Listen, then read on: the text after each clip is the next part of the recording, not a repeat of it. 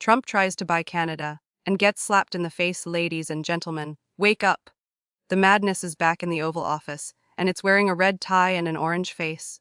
Yes, Donald Trump just tried to buy Canada. That's right.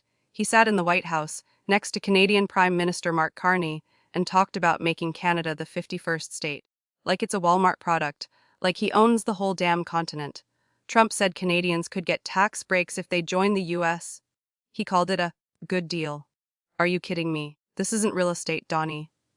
This is an independent country with history, values, and pride.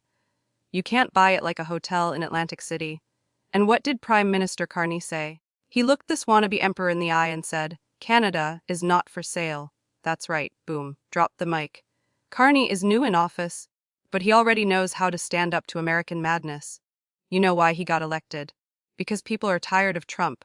They're sick of the lies, sick of the bullying.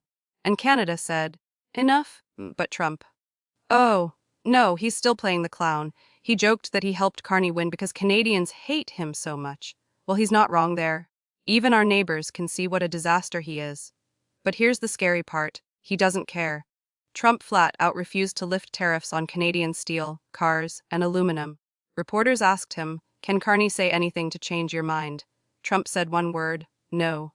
No discussion, no reason. Just more pain for workers on both sides of the border. This is who he is, people. A man who brags about friendship, but breaks deals. A man who calls it a great meeting, while holding a knife behind his back.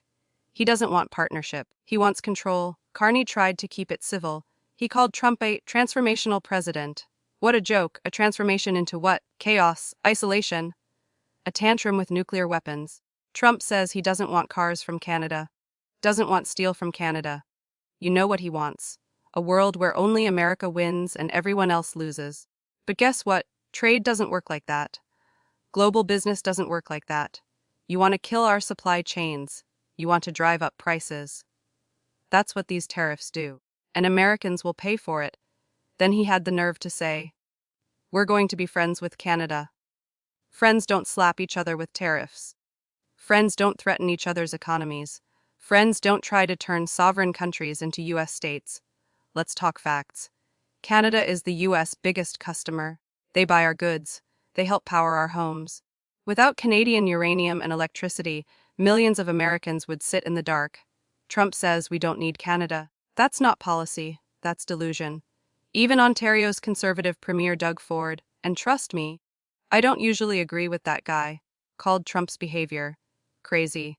When even Trump fans say it's too much, you know we've hit rock bottom. So I'm asking you, how much more of this madness are we going to take? This isn't leadership. This is economic sabotage.